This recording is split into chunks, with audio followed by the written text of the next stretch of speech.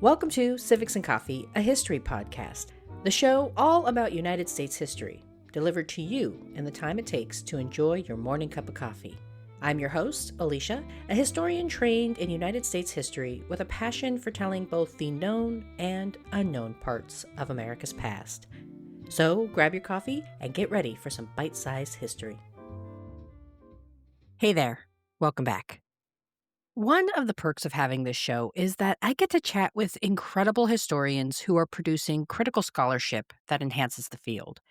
In anticipation of the 250th anniversary of the American Revolution, historian Dr. Ronald Angelo Johnson asks readers to think globally and sheds light on the often overlooked connections between the Revolution and the Haitian struggle for freedom. His book, Entangled Alliances, explores the intricate diplomacy that shaped these pivotal moments in history, revealing how the fight for liberty transcended borders and ideologies. To say I enjoyed this conversation would be an understatement. Dr. Johnson is as passionate as he is thoughtful, and it was an honor to host him here on the show. I hope you all enjoy the conversation. Hey everyone, joining me today is Dr. Ronald Angelo Johnson. He is a historian specializing in early America, African diaspora, and Haiti, where he employs a transnational approach to study the diplomacy of the early United States and its relations with the Republic of Haiti. He holds the Ralph and Bessie Mae Lynn Endowed Chair of History at Baylor University and is the author of Entangled Alliances, Racialized Freedom, and Atlantic Diplomacy During the American Revolution, which will be the focus of our conversation today. Welcome, Dr. Johnson. Oh, Alicia, thank you so much for having me. And if at any point you want to call me Ron, you're more than welcome to do that. Okay, thank you so much. I want to dive into this incredible book because there is so much to cover. You begin the story with a brief look at a man named Macondo. Who was he, and how does his story serve as the entryway to the remaining narrative? First of all, I want to thank you for that question because I do think readers, when they pick up a book about the American Revolution, may be a bit surprised that the book doesn't start in North America or in what we know as the United States, and it starts with a man that most people in North America have never heard of. Mm-hmm. And so I begin this book with Macandal, depending on where you are in the country. I start the book with him because his story really it weaves throughout the narrative and it gives the reader a really good introduction to what they're about to experience over the next 6 chapters. And so Mackendall was a Black man born in Africa and brought to Saint-Domingue, which later becomes Haiti, brought to that colony, the French colony, and is enslaved there. And what he does, he escapes slavery, and becomes free. He searches for freedom. He finds it. But what I was just so fascinated by in his story is that he left the protection of a fugitive free seekers colony, and he began to go around Saint Domingue to plantations and to other enslaved people. And he taught them, he reminded them that being enslaved was not a mark upon them. It was something that was done to them, and that they were from Africa, and that being Black was nothing to be ashamed of. And in this process, he taught enslaved people how to find freedom within themselves by not allowing the enslavement that was being committed to them to influence who they are and how they viewed themselves in the world. Now, in that, within that paradigm, or within the operation, as he went around like that, this idea of Blackness, of being proud to be Black, really threatened the proponents of slavery. They saw this and they literally called it an insurrection. They saw what he was doing as trying to overthrow slavery, when what he was doing was making Black people proud of themselves, which white people in Saint Domingue saw as a threat, and they executed him. And in the book, I go into that execution process because it's pretty brutal. But what they did not know, what the proponents of slavery did not know, that was in their execution of him, they created a martyr for freedom. They created a martyr for freedom whose spirit, whose teachings, and whose outlook will live on in Saint Domingue across the American Revolution. It helps to fuel what we call the Haitian Revolution. And Mackendall's legacy is culminated in the Declaration of Independence in Haiti in 1804, nearly 4 decades after, or all 5 decades after his execution. And so, what I want the readers to get a sense of is that freedom was sought, it was understood all across the Atlantic world well before any shots were fired in Lexington or Concord in 1775. Yeah, and I thought it was just such a powerful way to open the book, and I knew immediately, I'm like, "Okay, this is gonna be something very different, and I'm here for it." And so that leads me to my next question, which is, how does your research help enhance existing scholarship about the revolutionary Atlantic world? We live in a wonderful moment in terms of the American Revolution because right now, Alicia, we're in the midst of the semi-quincentennial. And for all the listeners out there, I had to go and learn how to pronounce that word, okay? It's not something that rolls off the tongue, right? We we we are in the semi-quincentennial, the 250th anniversary of many of the major events that occurred during the American Revolution and the U.S. War of Independence. And so I really could not imagine a better time to be having conversations like this. But one of the things that I'm finding is both in the writing around the American Revolution and in our commemorations is that war plays a huge role in our commemoration and our understanding of the American Revolution. And what Entangled Alliances tries to bring to the conversation is that the American Revolution was more than war. And by doing so, it reminds us of that what was happening in North America was being influenced by actions all around North America.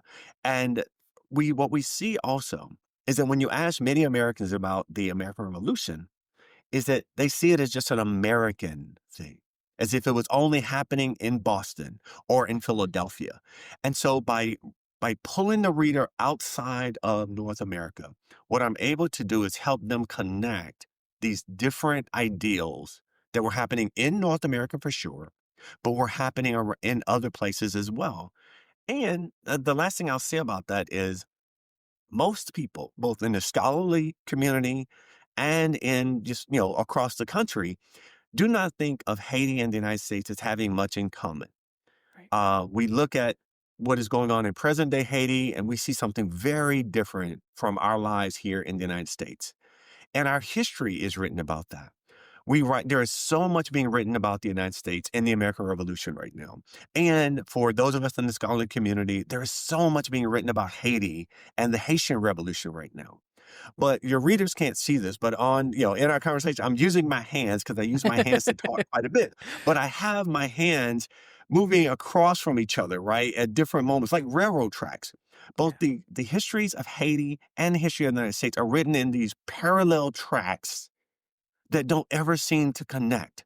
Yeah. And what I'm hoping with Entangled Alliances is for readers and both in the scholarly community and across the country will begin to see that there were very real ties and very real connections between the people of North America who are going to become Americans in the United States and the people in Saint Domingue who are going to become Haitians in an independent nation called Haiti. I think the scope of this project is so ambitious, but I think you were really smart in that you frame your study between two treaties: the Treaty of Paris in 1763 and the Treaty of the same name in 1783. And so, what was the motivation behind crafting your analysis between these two historic diplomatic achievements? Yes, and I will say that was one of the wonderful things, Alicia, about the writing process. Yeah. For anyone who's ever written, whether it's an essay, whether it's an op-ed in a newspaper or magazine or a book, one of the things about that process is that each writer, each of us learns something that we could not have known before we started the project. We Yeah. learn things as we go along. And so we're learning as we're writing and learning, and it's a back and forth. And so this paradigm between the two treaties of 1763 and 83, that came out of me searching for where I was trying to go with this book. And I want to give Mhm. credit to John Adams, right? The second president of the United States, the revolutionary. He shows up a lot in this book, but I do have to give him credit because he says something, and I'd like to read it for Of our course. listeners today. He says, looking back on the American Revolution, looking back on it years later, this is what he says about the American Revolution. He says the revolution was affected before the war commenced. The revolution was in the minds and the hearts of the people. And that really led me throughout this process to understand that many people, when we think about the American Revolution, it seems to be dated often, or they see the beginning of it, either Lexington and Concord, which were very important battles, or the Boston Massacre, which was a very important event.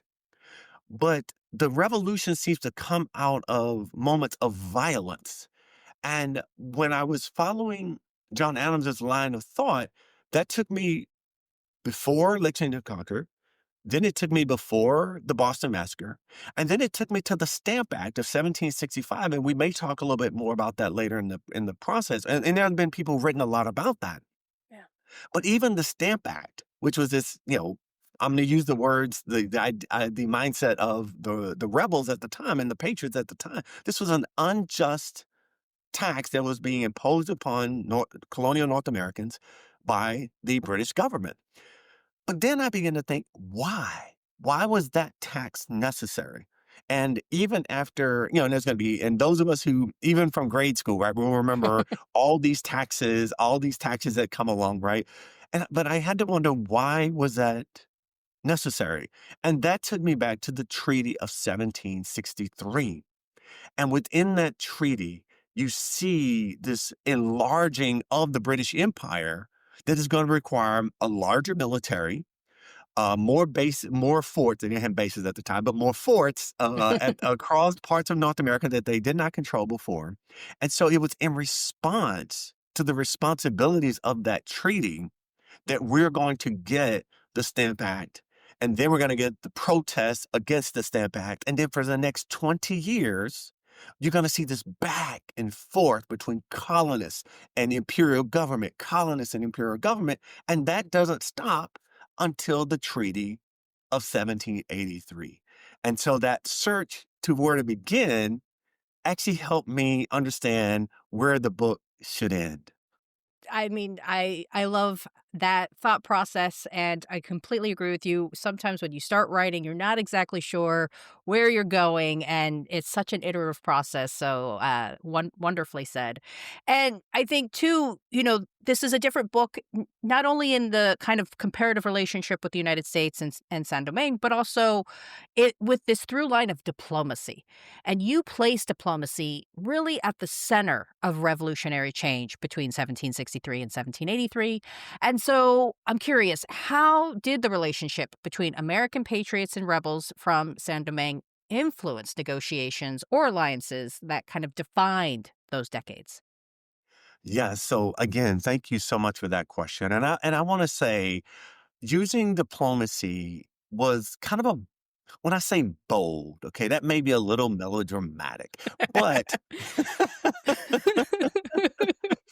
but okay, it's not the it is not the it doesn't like put people on the edge of their seats at first sound, right? Diplomacy. We're gonna talk about Yeah, doing diplomacy. People don't sit up on the edge of their seats like they do when we talk about war and yeah. muskets and bullets and firing and powder and all those things, right? But I thought diplomacy, using a diplomatic history approach, was effective And one of the things I needed to achieve or wanted to achieve with this book, and that was to really help my readers understand that the American Revolution and its most defining product, an independent United States, was not a solo or an isolated event. Yeah. It allowed me to help my reader understand that what was happening in North America, what was happening in Boston, what was happening in Portsmouth, New Hampshire, what was happening in Charleston, South Carolina, was both being influenced by and influencing areas around the Atlantic world. And I have this one sentence that seems to just speak to that. It's on page 16 of the book, and it says, the lived experiences of revolutionary Americans were shaped constantly and significantly by the changing decisions, conditions, and conflicts in the Caribbean, in Africa, and in Europe. From the beginning of this nation, Alicia, we have been connected to neighbors, to fellow human beings across the globe. And I really want the reader to come away with understanding the ways in which the American Revolution inherited many things that helped it become successful, but it was also influencing other people who had similar mindsets at the same time. I am in no way trying to diminish the idea that the American experiment, the American Revolution, was an exceptional event because it was incredibly extraordinary. But while it was happening, and even the reverberations of it for decades and centuries to come, were at all times connected to what other people were doing at the same time. Well, and kind of talking about that international influence, how did civil disobedience against the French in the Caribbean encourage and influence the British colonists in North America? I thank you so much for that question because I've been studying US history. As a US historian, I've been studying the history for, nearly 2 decades, right? And I learned a lot. Like many of the things I'm saying I wanted my readers to learn, I had to learn them in order to write this book because between you and me, Alicia, and don't tell anybody, even though people are listening, right? But one of the things I have to confess is that I didn't start out to write Entangled Alliances. I actually started out with the intentions of writing another book. Mhm. But what I learned along the way, and I promise I'm getting to your question that you asked me. What I learned along the way is that I didn't know enough about the beginning parts of that other book that has Mhm. not yet been written. So I had to write this material about this civil disobedience in France or in Saint Domingue, the French colony, before I could do that. And what I realized as I was writing that material to get to that book that I thought I was going to write, I had written half of Entangled Alliances. And so I said, wait a minute, I have something here. And if I keep trying to write that other book, I'm never going to finish. And so let me write the book that is right here in front of me. And it came out of this fascinating understanding that even before the Stamp Act in 1765, the Treaty of 1763 was having effects in Saint Domingue. And so after that treaty was signed, and at the signing of the treaty in Paris in 1763, let's just go with very simply, the British were the winners and the French were the losers. Okay, very analytical language there. And so by being the losers, and they lost Quebec and they lost Louisiana. They lost their North American holdings, and so they lost a lot of wealth. They lost a lot of wealth. So economically, the Treaty of 1763 was a loss for them. But as equally important is that they came out, the French Empire comes out of that treaty as a loser, as having lost ground against their greatest adversary, the British. And so what you have coming out of that treaty are two mindsets. One, the French crown needs to recoup some of the wealth that they lost by losing territory in North America. And two, they are now afraid. They have been beaten militarily by the British. And so they are afraid that they will be conquered completely, that the British will come and take the rest of their holdings in the Western Hemisphere. And so, one, they need more money. And two, they need to militarily fortify their remaining holdings, which are in the Caribbean. And so they put a huge tax. This is 1764, a year before the Stamp Act. They put a huge tax, 4 million livres, right? So, I mean, it's a big number, right? So we're talking about the billions of dollars today on the colonists in Saint Domingue. And the colonists in Saint Domingue, they actually pay it because the tax is not just a flat out tax, it's a tax that if white colonists pay this tax, then they are exempt from military service, which means that Black men are now going to be responsible for the military protection of the island. So it's both economical and racial. So there's a lot going on there. But then the crown realizes something. Now, wait a minute. Many of the Black men in Saint Domingue are enslaved. And so we can't arm enough Black men because if we arm them too much, they will attack their white slaveholders and take the colony. So, so, but they took the white colonists' money and then still made them serve in the army. And so the first revolt of this revolutionary period from 1763 to 1783 did not occur in North America. It occurred in 1765 when white colonists armed themselves against the French army in Saint Domingue and made the crown change its policy. And that story that I just told was read all across North America in 1765 by British colonists learning that just about 500 miles, well, probably 1,000 miles below Savannah at the time, we're going to get Florida and it becomes 500 miles. But in 1765, St. Domingue is 1,000 miles away from Savannah, Georgia. And they're reading what is going on. And they see a French king tax its citizens. They see our subjects. The subjects rise up against them and the king relents.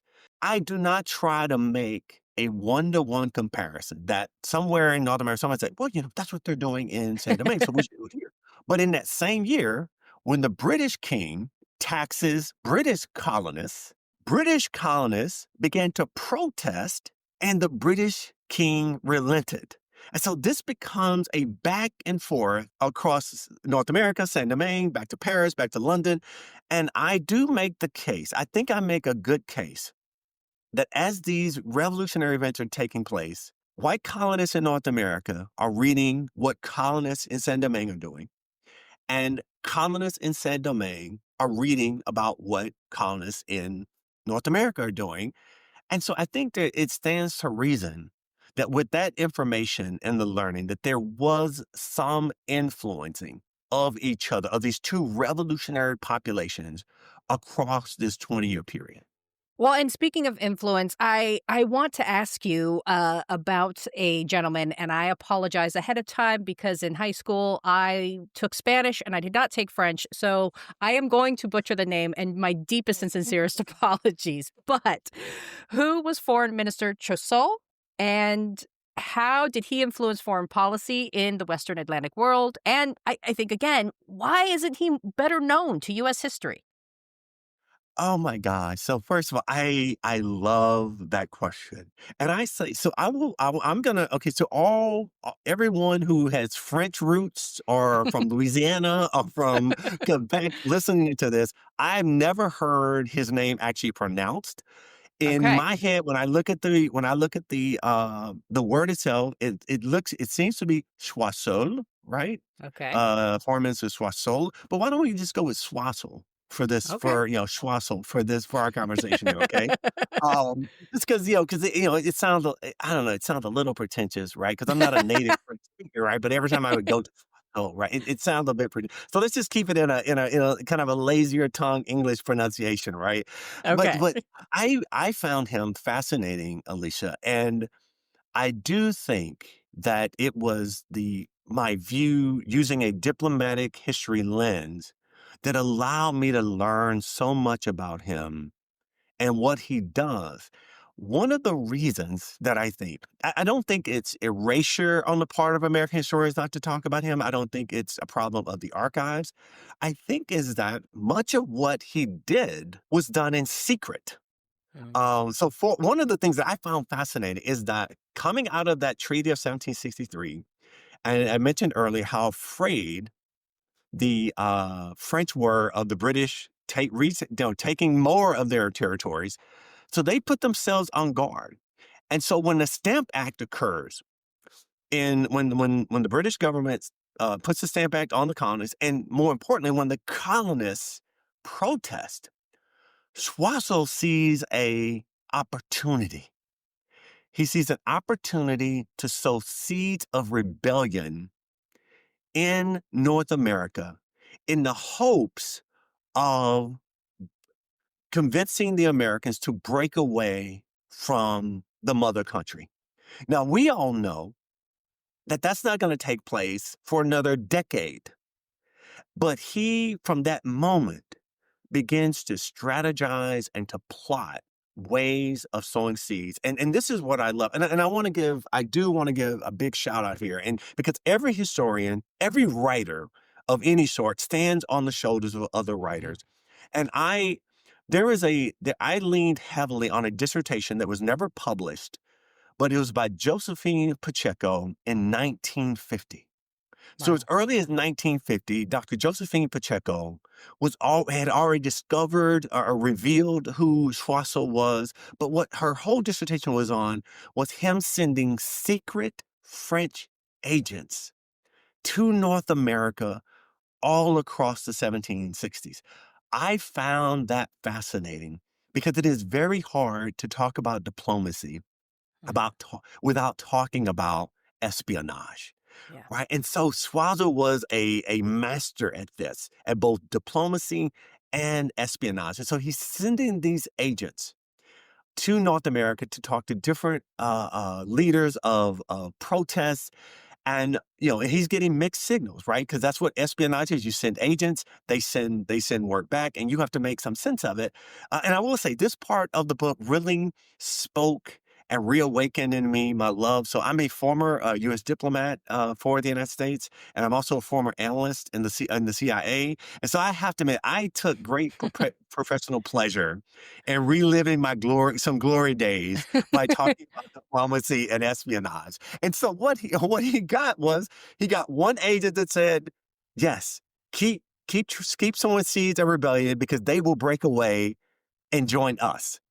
Another one said, "Yes, they're upset, but these people are British and they're not breaking away." So, like, what do you do with that? Right? And so he has to make decisions with that, and he keeps trying to break away, and then he eventually sends an agent from Paris to London because Benjamin Franklin, the American agent in London throughout the Stamp Act crisis, the Townshend Act crisis, is there. And so, from many different angles, he tries to get the United States or get Americans to break away. And while he is not successful, and I think that's one of the reasons we don't hear more about him, his Mm. efforts were not successful. But what they do is they lay the seeds, the foundations for for American patriots to understand that they have a potential and prospective ally in the French because of their interactions with these secret agents in the 1760s. And the secret agents are going to keep coming. They're going to keep coming from 1765 to 1775, right into 1776. And then we're going to eventually get relations with them. But the French never gave up on Choiseul's hope of helping us break away from Britain. Well, and we've talked about the Stamp Act a few times now, but I want to talk about it in a different kind of way. So, how was the Stamp Act a critical moment in building Franco-American diplomacy? I'm gonna answer that question in a different way here. Yeah. One of the things that the Stamp Act did was it brought to life a constant exchange of information. And I talked about that a little bit earlier, but Mhm. it was in 1765 that the French language newspaper called Fiche Américaine came into being in Quai Francais in Port-au-Prince in Saint-Domingue. And this is where you're going to see this flow back and forth between the New York Gazette information from Saint Domingue getting into the New York Gazette, information from Charleston getting into Fiche Americaine, and you just have this constant information flow. And that is one of the things that diplomacy is. It is the flow of information between distant peoples. Now we normally think about it between governments, and that is going to happen is because within these papers, as more information is exchanged between these two rebellious territories, that is going to be information that is going to be transferred to those governments because for newspapers that are published in North America and the newspaper that's published in Saint Domingue, many of their sources at the time were going to be government officials in London, in Paris, and across North America and Saint Domingue. And so what you see playing out in these newspapers are government policies, government views, and the reactions of those. And there's also going to be the Stamp Act. It was also going to be the Stamp Act. And here's what I and the irony of this, Alicia, is one of the things I really enjoyed writing this. Because remember, the Treaty of 1763 enlarged British territories across North America. In response, the British king sends more troops and houses more troops. And that means the British king has to raise more money. So he levies the Stamp Act. There's protests against the Stamp Act. And Paris interprets that as their opening to begin this decade long strategy of getting back at the British, of reviving the old animosity and hurting the British Empire in a significant way by inciting revolution and rebellion in one of the most prosperous colonial territories on the face of the earth. Well, and I think one of the other things I absolutely loved about this book is that you explore the individual experiences of people who lived during these quote unquote interesting times. And you illustrate how resilient people of the African diaspora were through analyzing the experiences of the Carolyn family, Phyllis Wheatley, and Crispus Attucks. So, how do these individuals help us better understand the commitment to resistance and freedom? No, thank again. I love the questions that you're asking because it's almost like you are hitting on the spots of the book that took me to places I didn't know I was going to end up. Mm. Yeah, and I'll start responding to the question by with talking about Phillis Wheatley and Crispus Attucks, right? Because those are names many people have heard. Crispus Attucks, at least Phillis Wheatley has really become popular in the minds of American historians, particularly in the last 5 to 6 years. Mhm. And so I'll start with them, but I want to end with the Carignan family because their story was very special to me, and for the ways I'll describe. But Phyllis Wheatley, we know, was an enslaved girl from Africa, brought to Boston. And, we've known she's educated in this white household by her enslaved. I mean, she would probably refer to them as parents at times, right? Because Mhm. they did help raise her, they gave her an education. But her enslavers, right? She becomes a poet in their household. I mean, in her teenage years, and she's writing very sophisticated poetry at an early age, and we read it tonight. It's taught her. I mean, let me pause for a second there. An enslaved Black girl of around 13, 14, 15, which she's writing in the 1760s, her poetry is still taught 200, 200 in the semi-quincentennial of the United States, right? I'm going to use that word. I spent time learning how to pronounce it. I'm going to use that word at every party I go to. The power of that as an enslaved girl, she's writing poetry that I just don't believe she could have ever imagined we would still be reading and discovering and being nourished by 250 years later. And she is writing, well, she's not just writing about, she does write about religion. She uses Greek and Roman literature for the poetry.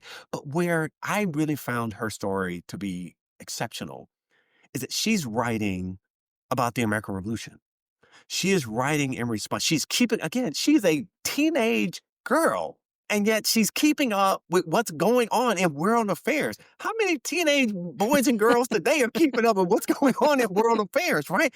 And not only is she keeping up with what's going on, she feels a need to respond to it, to Yeah. interject herself into it. And so after the Stamp Act and the repeal of the Stamp Act in response to the protests, the King George says, okay, I didn't get the Stamp Act, but I still need money. So I'm going to issue the Townshend Acts, right? It's a slew of taxes to get more, again, all to get more money because of the needs of this Treaty of 1763. And she writes a poem called To the King, right? And so she compliments the king for being wise enough to repeal the Stamp Act in hopes that he will repeal the Townshend Act. But she's inserting herself right into the American Revolution as an enslaved person. Yeah. Later on, she's going to gain her freedom about in 1773. She's going to publish her first book in that year. And so later on, she's going to keep up with what's going on in the American Revolution. When George Washington was appointed commander in chief of the Continental Army, she literally writes an ode to George Washington. And not only does she write the poem, again, this is a formerly enslaved woman in in her 20s now. She sends the poem to George Washington, to the George Washington. I was for, I mean, and the more beautiful thing that I think this is something I want the readers to understand about the complexity of American history and the complexity of our country today. Yeah. Things are never literally black and white Yeah. because this black woman sends this poem congratulating him on his appointment as commander in chief. George Washington, who is, first of all, writing ceaselessly to the Congress to try to get more and more resources, he takes time out of that schedule to respond to Phyllis Wheatley. I thought that was such a beautiful revolutionary moment. There are no shots fired. There are no casualty counts, but you have a black woman and the most powerful white man in what becomes the United States communicating with each other. And I just thought I found it instructive. I found it heartwarming, and I found it encouraging. And I'll get off of that, but I want the readers to make sure they understand why that meant so much to me to put that in the book. Crispus Attucks. Crispus Attucks, we for those of us who know Crispus Attucks, we mostly know him for one moment in his life, and that was at the moment of his death, when he died at the hands of redcoats, of British soldiers on King Street in Boston on March the 5th, 1770, which is what is known popularly as the Boston Massacre. That's it. He died. Like, that's what we know. And that he wasn't white, right? That he was of a mixed race background, most time referred to as black. And that's what we know. And I found that to be so insufficient because in the records, it's not as if the records aren't there. It's not as if it couldn't have been found because it's written down. But like we've only cared about him because of that moment. But what I found more extraordinary, and for some of our listeners, this may be revelatory. Crispus Attucks had been born in slavery around 1727. But before he got shot and killed on the night of March 5th, 1770, he had been a free black man for 2 decades, for 20 years.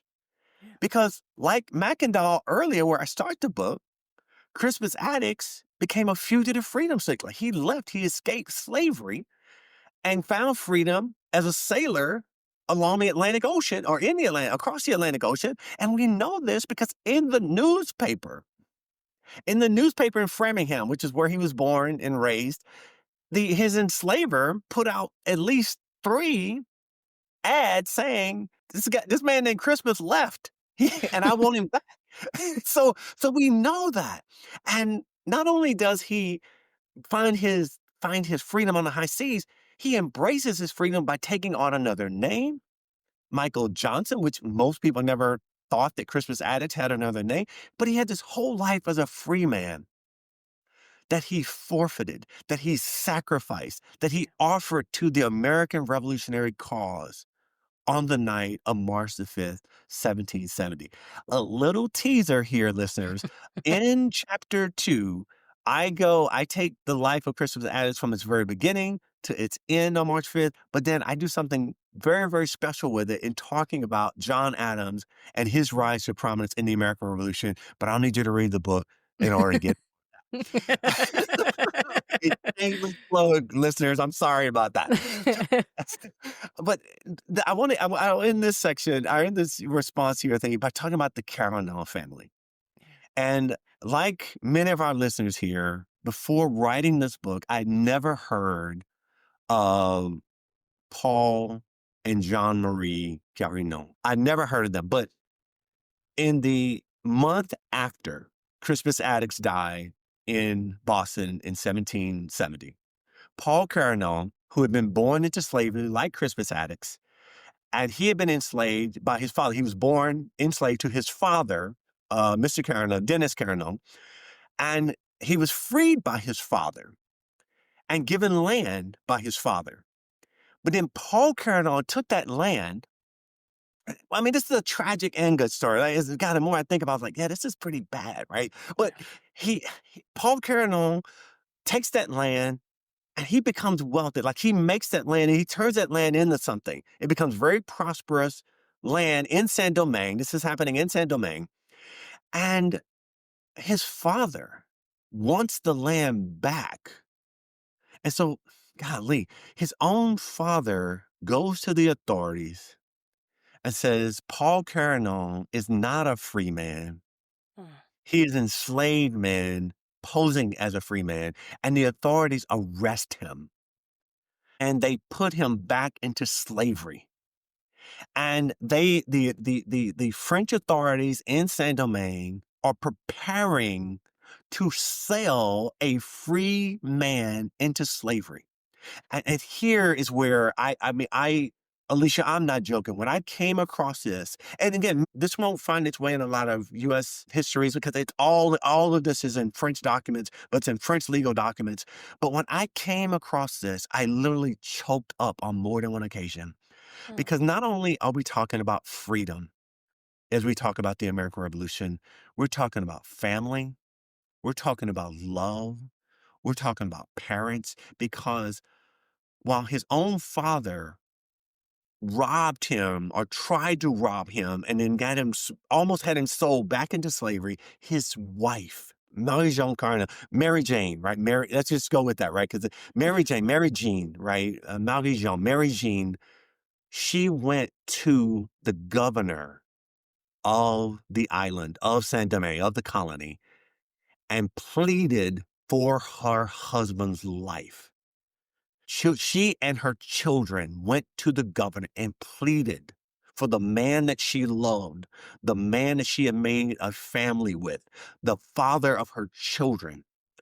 And it moved the governor of the island in so much that the governor freed Paul Carignan, and he says specifically based on the testimony of his wife, and he returned to both Paul and Mary Jean the land that both of them had purchased and developed together.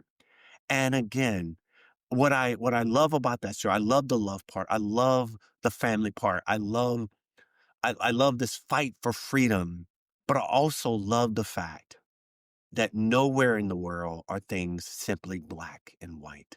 Mhm. But there are these moments where, as we teach history, it's all about black people against white people and white people against white people. But here, a black woman went to a white governor and he heard her, he listened to her, and he acted upon her wishes because it was the right thing to do. Now, would I have liked everyone in the Atlantic world to operate that way? Yes. But they didn't. And would I like people in our own time to all act in the good of their neighbors? Yes, but we don't. But what we do know, what I hope my readers come away from this book is, as long as we view people, as fellow people, as people who are loved by someone else, there was the possibility during the revolutionary period, and there remains the possibility today for these small but important life-changing moments between people who on the surface were probably considered enemies, but they find a way to see and value the humanity in each other.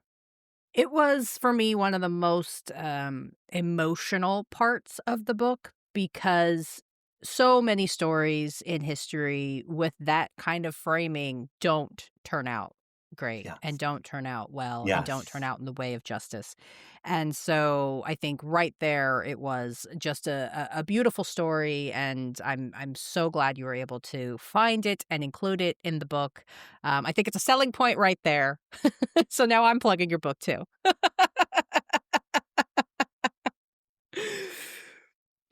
All right. So moving again into this foreign policy space, you make this wonderful argument that I want to explore. How did the Declaration of Independence provide a foundation for U.S. foreign policy?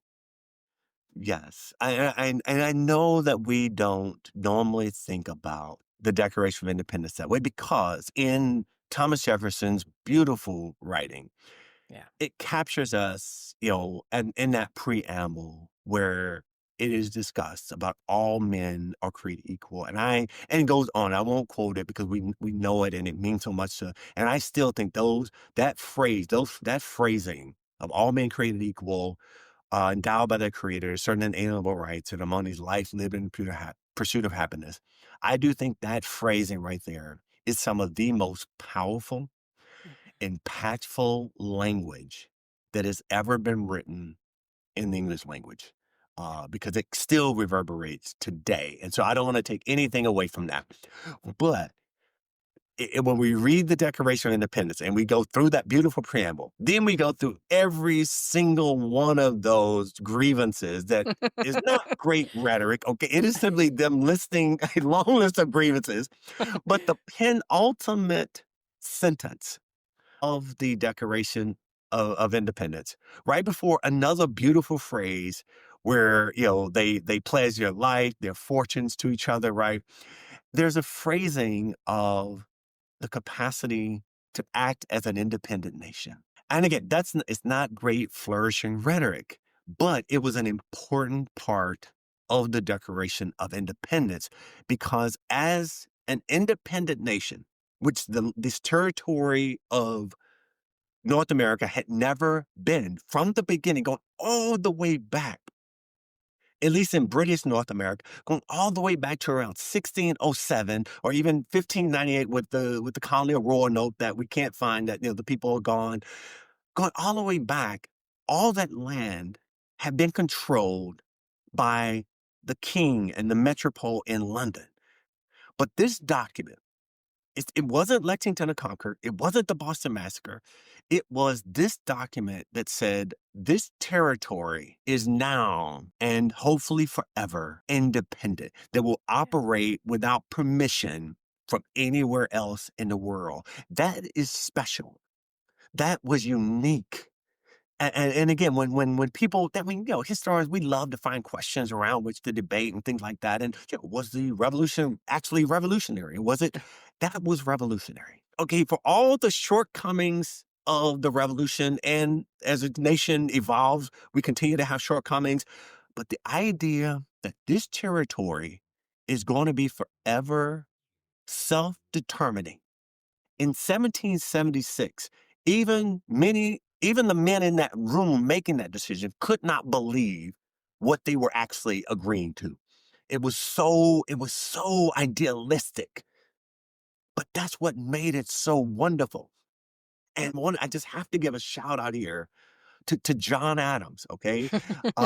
Yeah, starting with John Adams. I have to give a shout out to John Adams because he understood.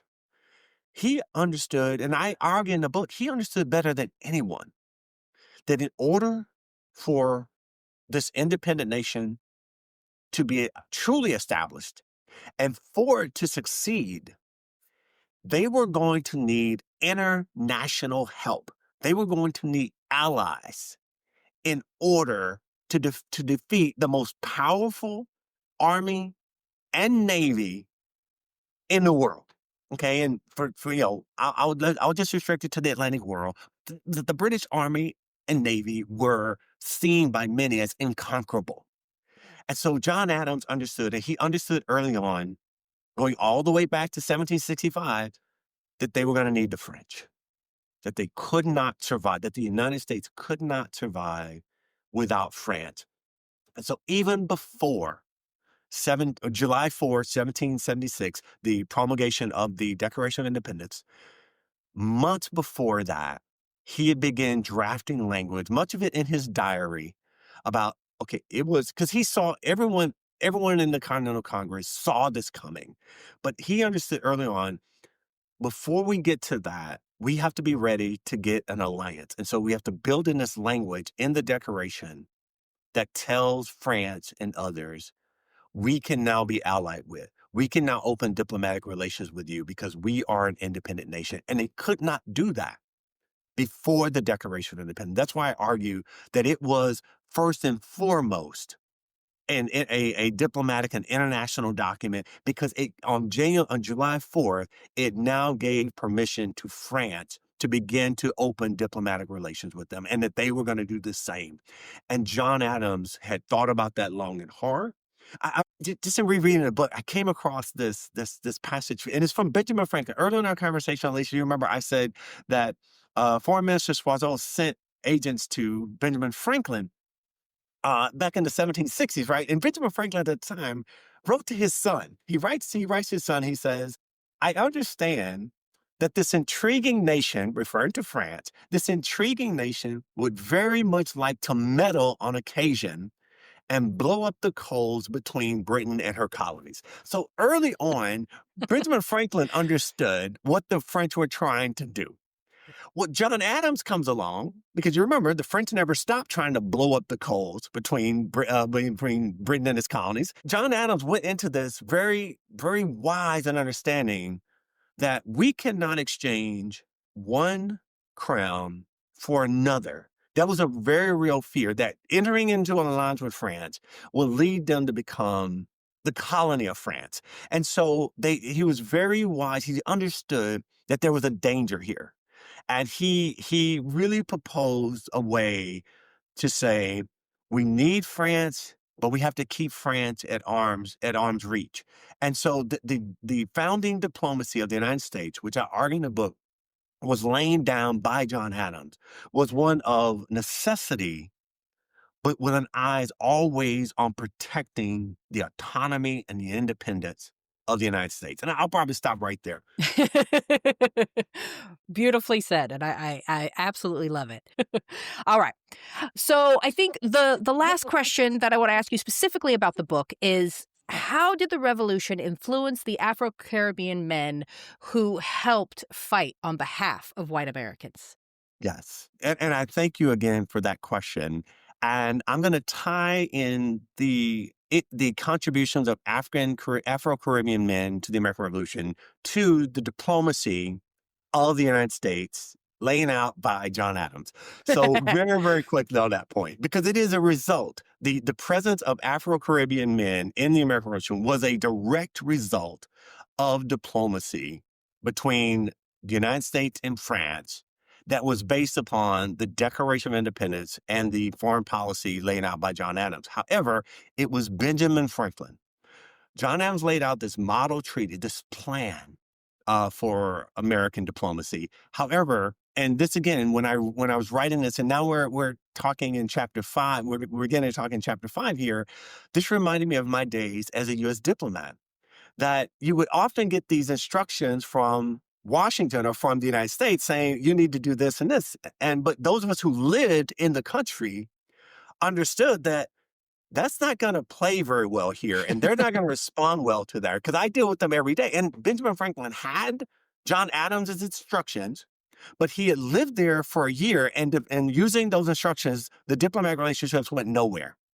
And so, of his own accord, and using his personality, using his influence, using his relationships that he built over that year in Paris, he was able to negotiate treaties between the United States and France that obligated France to send the Navy and the Army, the French Navy and Army, to fight alongside Americans in the American Revolution. And that's the beauty. And that's, you asked me earlier, but why diplomacy?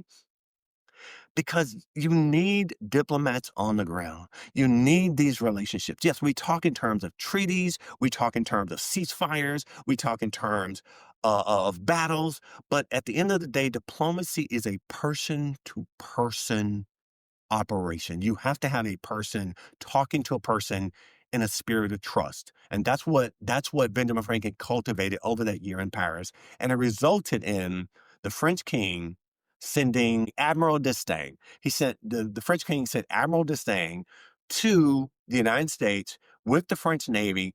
And one of the things that d'Estaing did was he detoured on the way to the United States and he went to Saint Domingue.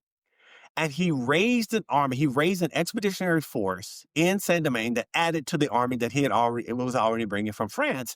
And within that army, within that expeditionary force, were 550 Afro-Caribbean men, most of them free, many of them educated, many of them landholders, and yet they volunteered. And I want to make it very clear to our listeners, and I try to make it clear to my readers, that these Afro-Caribbean men volunteered to come to the United States and fight alongside the American rebels.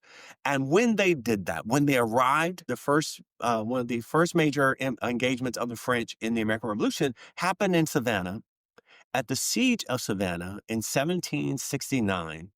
And there, as a direct result of bilateral diplomacy between France and the United States, 550 armed, uniformed Afro-Caribbean men deployed from a ship onto American soil, and they fought alongside and they died alongside white American patriots in the soil of Savannah in defense of, in support of, and to help bring about the independence of the United States. And what I'd like to know is, how does this history specifically help us better understand the American Revolution and its legacy? Yes, this question about legacy is so Mhm. well placed after we've just talked about this allied support in Savannah, because I think as we think about the American Revolution from this diplomatic standpoint as a collaboration between what becomes the United States, what becomes Haiti, as we see a necessity for the United States at its very beginning to lean on and to receive assistance from other nations, I think it helps us better understand that the United States, one, has always been a place of conflicting ideals. On one hand, the Declaration of Independence promises life, liberty, and pursuit of happiness, while slavery will exist in this country for over 100 years after that, or nearly 100 years after that. And yet, we continue to live, we continue to thrive with those conflicts, and individuals find ways to maneuver these conflicting ideals. And I think having ideals that are sometimes unreachable in one's own lifetime Mhm. are ideals worth having. Yes, I fault slaveholders who signed the Declaration of Independence, but I also thank them for putting their name on a document that would eventually lead to slavery's destruction.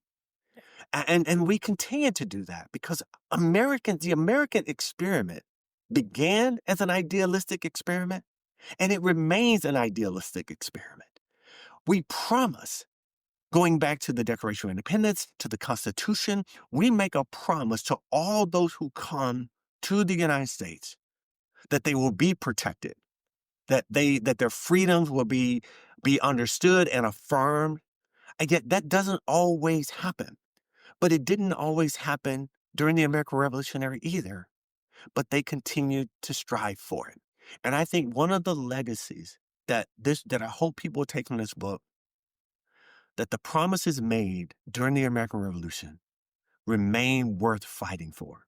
They remain worthy for us to strive for. And at some level, I hope that we come away from this book seeing those promises are our inheritance. They belong to us. They were promises that the founding generation could never have achieved by themselves. And they have left it to us. And we will probably not achieve it in our lifetime. But we should continue to bequeath those promises to the generations that come after us. That's what I hope people will come away understanding from this book. Beautifully said. Wonderful, wonderful sentiments indeed. And I love the title Entangled Alliances because I think it says so much more than what you initially come away with. And this admittedly is a bigger question, but I think you're fully prepared to give it a go. So, when thinking about current global movements for freedom, self-determination, do you see echoes of these 18th century quote unquote entangled alliances today? And how might knowing this history help us think differently about global solidarity?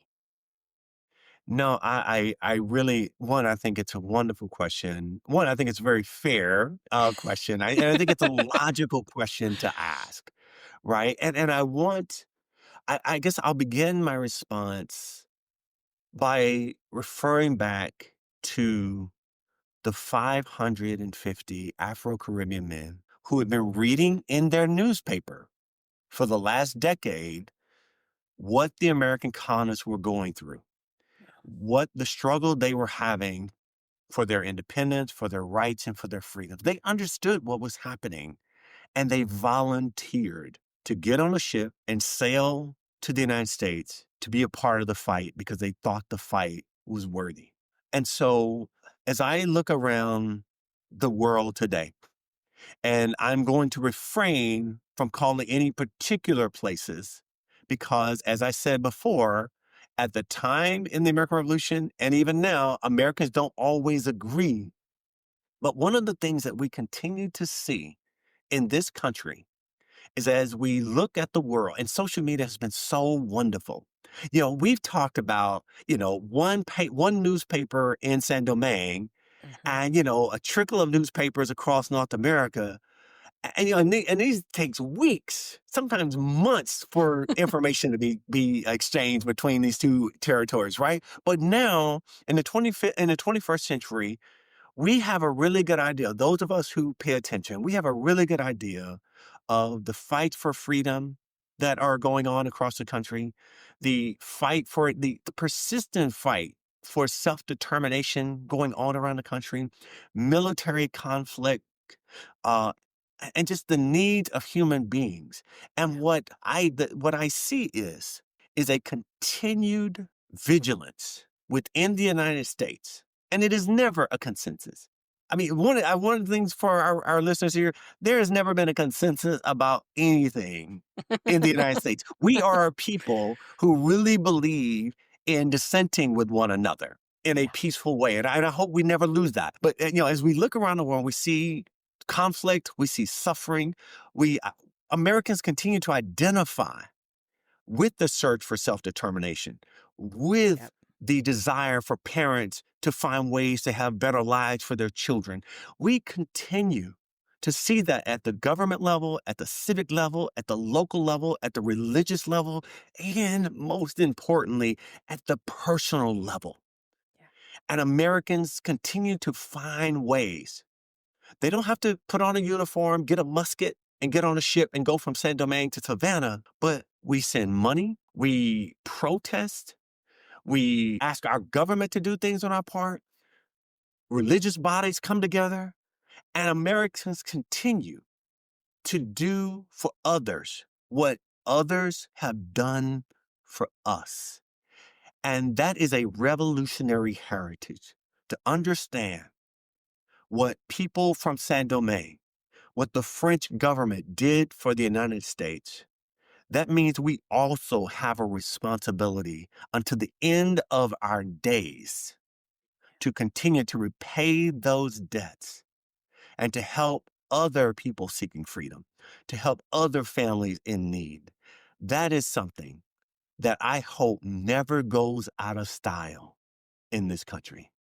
And you've flagged several things that you want future readers to take away from the book, but I do want to give you one more opportunity to drive home. What are some things that you really want future readers to take away from this fantastic book?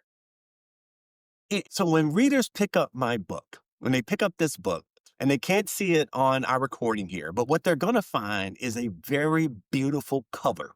Okay. Mhm. Now, everyone knows you cannot judge a book by its cover, but this is a pretty doggone good cover. And so I'd like to think it's indicative of a pretty doggone good book. But if you Yes. don't even get past the cover, the title is really Entangled Alliances. Mhm. And I really want the readers, after they read through this narrative, to see that the American Revolution, beginning with that first story about Mackendall and his followers in the prologue, to the very end, where we see the beginning of another nation at the end of the American Revolution, I want them to see the importance of people. I want them to see that history is never about a war or a campaign or a policy or event. History is about human beings. And I hope that throughout the book, people of all backgrounds, of all beliefs, of each and every political ideology can see parts of themselves in the people whose lives and whose stories I have tried to the best of my ability to illustrate and to share with those who do me the great honor of picking up and opening my book. And where should people go when they've finished your book and they want to learn more about you and the work that you do? Yes, I do hope people who read this book will seek to find me, one, to tell me something that you may have liked in the book, but just as importantly, to tell me about something that you didn't like, or that wasn't clear, or that you don't Mm. understand, or that you just don't agree with. I really hope that the book becomes an opening for us to have a conversation. And so people can find me at Ronald Angelo Johnson at the Baylor University website. You go to whatever search engine you use. As far as I know right now, I'm the only Ronald Angelo Johnson on there. And it'll take you to my Baylor University website. And you can find my email there and you can reach out to me directly. And I do hope you will. Wonderful. And I've loved this conversation and I've loved highlighting this book. It is one of the best books I think I've read all year. But is there anything that we haven't covered today that you really want future readers to know? As you read this book, there are people that we know their names of and we've heard their names. But I think something that may escape folks if they don't really pay attention to it is just how young Mm, many of the actors across the American Revolution were. We see yes. them as older men, as older people when they have enough money to pay for a portrait. But in the book, we find a fire in the hearts of adolescents and young adults that I think in the 21st century, we should never try to extinguish those. We should continue to stoke the fires in the hearts and minds of our young people. Wonderful. Well, to all the listeners out there, please make sure you pick up a copy of Entangled Alliances. It is an incredible, thought provoking analysis of the Revolutionary Era and is a must read for anyone interested in this period in American history. It is a fantastic, fantastic book. Thank you again, Dr. Johnson. Thank you so much, Alicia. This has been a joy. Thank you again to Dr. Johnson for spending time with me. As we enter the 250th anniversary of the quest for independence, I highly recommend adding Dr. Johnson's Entangled Alliances to your bookshelf. It is a fresh, nuanced analysis of the revolution and the critical work of diplomacy, and you won't want to put it down. Thanks, peeps. I'll see you next time. Thanks for sitting down with me as I explored this chapter of American history. If you liked what you heard, be sure to subscribe and share with your friends. I look forward to our next cup of coffee together.